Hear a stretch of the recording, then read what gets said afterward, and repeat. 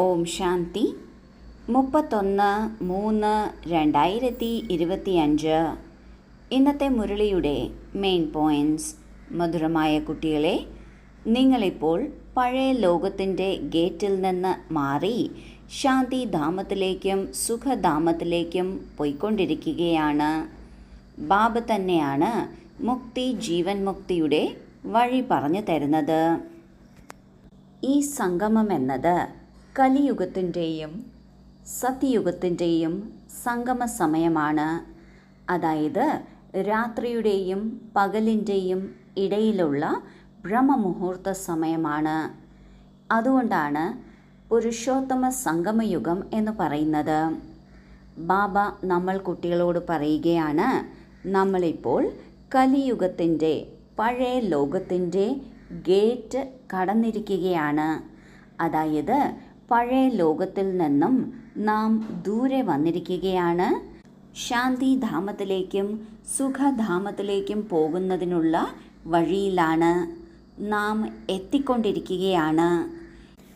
ഈ മുക്തിയിലേക്കും ജീവൻ മുക്തിയിലേക്കും ഉള്ള വഴി ബാബയാണ് നമുക്ക് പറഞ്ഞു തരുന്നത്. ചോദ്യം: ഇപ്പോഴത്തെ സമയത്ത് ഏറ്റവും നല്ല കർമ്മം ഏതാണ്? ഉത്തരം: ഏറ്റവും നല്ല കർമ്മമാണ് മനസ്സാ വാചാ കർമ്മണ അന്ധരുടെ വടിയാകുക എന്നത്. നിങ്ങൾ കുട്ടികൾ വിചാരസാഗര മന്ഥനം ചെയ്യണം. അതായത് ഏത് വാക്കുകൾ എഴുതിയാലാണ് മനുഷ്യർക്ക് വീടിൻ്റെയും, അതായത് മുക്തിയുടെയും ജീവൻ മുക്തിയുടെയും വഴി ലഭിക്കാൻ പറ്റുന്നത് എന്ന് മനുഷ്യർ സഹജമായി മനസ്സിലാക്കണം. ഇത് ശാന്തി സുഖത്തിൻ്റെ ലോകത്ത് പോകുന്നതിനുള്ള വഴി പറഞ്ഞു തരികയാണ് എന്ന്. ലോകത്തിലുള്ള ആത്മാക്കളെല്ലാവരും അന്ധരാണ്. നാമും അജ്ഞാന അന്ധകാരത്തിൽപ്പെട്ട് അലഞ്ഞു തിരിഞ്ഞ് നടക്കുകയായിരുന്നു. അപ്പോഴാണ് ബാബയുടെ ജ്ഞാനം ലഭിച്ച് ആ ജ്ഞാനത്തിലൂടെ നാം വിവേകശാലിയായത്, പ്രകാശത്തിലേക്ക് വന്നത്. അപ്പോൾ അങ്ങനെ വന്നിട്ടുള്ള നമ്മളുടെ ഏറ്റവും നല്ല കർമ്മം എന്തായിരിക്കണം? മറ്റുള്ളവർക്ക് മുക്തി, ജീവൻ മുക്തിയിലേക്കുള്ള വഴി പറഞ്ഞു കൊടുക്കുക എന്നതാണ് ഏറ്റവും നല്ല കർമ്മം. നാം ദിവസേന കേൾക്കുന്ന മുരളി വിചാരസാഗര മന്ഥനം ചെയ്യണം. ഇതിലൂടെ ഏത് പ്രകാരത്തിലാണ് നാം മറ്റുള്ളവർക്ക് പറഞ്ഞു കൊടുക്കേണ്ടത് എന്നതും എങ്ങനെയാണ് സേവനത്തിൽ വരേണ്ടത് എന്നതും പുതിയ പുതിയ ഐഡിയ ലഭിക്കും. മറ്റുള്ളവർക്ക് മുക്തിയിലേക്കും ജീവൻ മുക്തിയിലേക്കുമുള്ള വഴിയാണ് നാം കാണിച്ചു കൊടുക്കേണ്ടത്. അപ്പോൾ അതിനായി ഏത് തരത്തിലാണ് നാം അവരോട് സംസാരിക്കേണ്ടത്, അല്ലെങ്കിൽ ഏത് വാക്കാണ് നാം അച്ചടിക്കേണ്ടത്, ഏത് തരത്തിലാണ് നാം എഴുതേണ്ടത് എന്നതിനെക്കുറിച്ചെല്ലാം ചിന്തിക്കണം. മനുഷ്യർക്ക് എളുപ്പം മനസ്സിലാകാൻ സാധിക്കണം. ഇത് സുഖശാന്തിയിലേക്കുള്ള വഴിയാണ് നമുക്ക് പറഞ്ഞു തരുന്നത് എന്ന്. ധാരണയ്ക്കുള്ള മുഖ്യസാരം: 1. മനസ്സാ വാചാ കർമ്മണ ഒരിക്കലും ക്രോധിക്കരുത്. ഈ 3 ജനലുകളിലും വളരെ ശ്രദ്ധ കൊടുക്കണം. കൂടുതൽ സംസാരിക്കരുത്, പരസ്പരം ദുഃഖം കൊടുക്കരുത്. 2. ജ്ഞാനയോഗത്തിൽ മുഴുകിയിരുന്ന് അന്തിമ സീനറി കാണണം. തൻ്റെയും മറ്റുള്ളവരുടെയും നാമരൂപം മറന്ന് ഞാൻ ആത്മാവാണ് ഈ സ്മൃതിയിലൂടെ ദേഹബോധം സമാപ്തമാക്കണം. ആദ്യത്തെ പോയിന്റിൽ ബാബ പറയുന്നു, നമ്മുടെ മനസ്സ്, വാക്ക്, കർമ്മം ഇത് 3 ജനലുകളെ പോലെയാണ്. ഇവയിൽ നിന്ന് എന്താണോ വരുന്നത് അത് നമ്മുടെ ഭാവി തന്നെ നിർണയിക്കുന്നതിന് കാരണമാകുന്നു.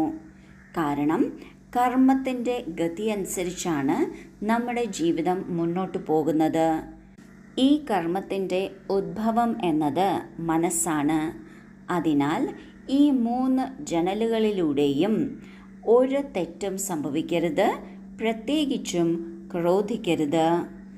ഈ 3 ജനലുകളിലും ശ്രദ്ധ വളരെ കൊടുക്കണം. നാം അധികം സംസാരിക്കരുത്, പരസ്പരം ദുഃഖവും കൊടുക്കരുത്. രണ്ടാമത്തെ പോയിന്റിൽ ബാബ പറയുന്നു, ജ്ഞാനയോഗത്തിൽ മുഴുകിയിരിക്കുമ്പോഴാണ് നമ്മുടെ മനസ്സ് ശക്തമാകുന്നത്. അന്തിമ സീനറി എന്നത് വളരെ രക്തച്ചൊരിച്ചിലിൻ്റേതാണ്. അത് കാണണമെങ്കിൽ ജ്ഞാനയോഗത്തിൽ മുഴുകിയിരിക്കണം. തൻ്റെയും മറ്റുള്ളവരുടെയും നാമവും രൂപവും മറന്ന് സ്വയം ആത്മാവാണ് എന്നത് മനസ്സിലാക്കണം. ഇങ്ങനെ മനസ്സിലാക്കുന്നതിലൂടെ, പരിശീലിക്കുന്നതിലൂടെ, പ്രാക്ടീസ് ചെയ്യുന്നതിലൂടെ, ഈ സ്മൃതിയിലൂടെ ശരീരബോധം സമാപ്തമാക്കണം. വരദാനം: സ്നേഹത്തിൻ്റെ ബാണത്തിലൂടെ സ്നേഹത്തിൽ മുറിവേൽപ്പിക്കുന്ന, സ്നേഹത്തിലും പ്രാപ്തിയിലും സമ്പന്നമായ ലവ്ലീൻ ആത്മാവായി ഭവിക്കട്ടെ. ഏതുപോലെ ലൗകിക രീതിയിൽ ആരുടെയെങ്കിലും സ്നേഹത്തിൽ ലവലീനമാകുന്നെങ്കിൽ മുഖത്തിലൂടെ, നയനങ്ങളിലൂടെ, വാക്കുകളിലൂടെ അനുഭവമുണ്ടാകുന്നു, ഇവർ ലവലീനമാണ്, പ്രിയതമരാണ്. ഇങ്ങനെ സ്റ്റേജിൽ പോകുമ്പോൾ എത്ര തൻ്റെ ഉള്ളിൽ ബാബയുടെ സ്നേഹം ഇമർജ് ചെയ്യുന്നുവോ അത്രയും സ്നേഹത്തിൻ്റെ ബാണം മറ്റുള്ളവർക്കും സ്നേഹത്തിൻ്റെ മുറിവ് ഏൽപ്പിക്കും. പ്രഭാഷണത്തിൻ്റെ ലിങ്കിനെക്കുറിച്ച് ചിന്തിക്കുക, പോയിന്റ് റിവൈസ് ചെയ്യുക. ഇത് സ്വരൂപമല്ല. സ്നേഹത്തിൻ്റെയും പ്രാപ്തിയുടെയും സമ്പന്ന സ്വരൂപം ലവ്ലീൻ സ്വരൂപമായിരിക്കണം. അതോറിറ്റിയായി സംസാരിക്കുന്നതിലൂടെ അതിൻ്റെ പ്രഭാവം വരുന്നു. ഒരു പ്രഭാഷണം ചെയ്യുന്നതിന് നാം പ്രഭാഷണത്തിൻ്റെ ടോപ്പിക്കിനെക്കുറിച്ച് ചിന്തിക്കുകയോ അല്ലെങ്കിൽ പോയിന്റിനെക്കുറിച്ച് ചിന്തിക്കുകയോ അത് നാം മുൻപേ തന്നെ ചെയ്തു വയ്ക്കണം. എന്നാൽ സ്റ്റേജിൽ പോകുന്ന സമയത്ത്, അതിന് തൊട്ടു മുൻപത്തെ സമയത്ത് നാം ബാബയുടെ സ്നേഹത്തിലും ബാബയിൽ നിന്ന് ലഭിച്ചിട്ടുള്ള പ്രാപ്തികളാലും സമ്പന്ന സ്ഥിതിയിലാണ് ഇരിക്കേണ്ടത്, ലവ്ലീൻ സ്ഥിതിയിലാണ് ഇരിക്കേണ്ടത്. ഇങ്ങനെ ചെയ്യുന്നതിലൂടെ, സ്നേഹത്തിൻ്റെ ബാണങ്ങളിലൂടെ എല്ലാവർക്കും സ്നേഹത്തിൻ്റെ മുറിവേൽക്കുന്നു. നമ്മുടെ മുഖത്തിലൂടെ, നയനങ്ങളിലൂടെ, വാണിയിലൂടെ മറ്റുള്ളവർക്ക് അനുഭവപ്പെടണം, ഇവർ ലവ്ലീനമാണ്, പ്രിയതമകളാണ്. ഈ സ്ഥിതിയിൽ സ്ഥിതി ചെയ്ത് അതോറിറ്റിയായി സംസാരിക്കുന്നതിലൂടെ മറ്റുള്ളവരുടെ മേൽ പ്രഭാവം വരുന്നു. സ്ലോഗൻ: സമ്പൂർണതയിലൂടെ സമാപ്തിയുടെ സമയത്തെ സമീപം കൊണ്ടുവരൂ. ഈ മുഴുവൻ സൃഷ്ടിയും മുന്നോട്ടു പോകുന്നത് കുറച്ച് ആത്മാക്കളുടെ ആധാരത്തിലാണ്. ആ കുറച്ച് ആത്മാക്കൾ എന്നാൽ തുടക്കത്തിൽ വന്നിട്ടുള്ള ആത്മാക്കളാണ്. നമ്മളും പഠിക്കുന്നതും പുരുഷാർത്ഥം ചെയ്യുന്നതും ആ ഏറ്റവും തുടക്കത്തിലുള്ള ആത്മാക്കളിൽ ഒരാളാകാനാണ്.